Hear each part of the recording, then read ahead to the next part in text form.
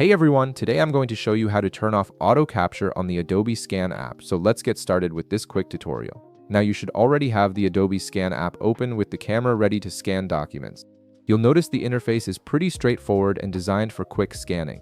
Take a look at the center of your screen. You'll see a circular button that you can tap to manually capture an image. This is your primary capture control when you want to take a photo of a document yourself. Now direct your attention to the left side of this center circle. You'll notice a small icon positioned right next to it. This icon controls the auto capture feature, which automatically takes a photo when the app detects a document in the frame. While auto capture can be convenient for some users, it might not work well in all situations, especially if you're working with multiple documents or need more precise control over when the photo is taken. Go ahead and tap this icon. Once you tap it, the auto capture feature will be turned off.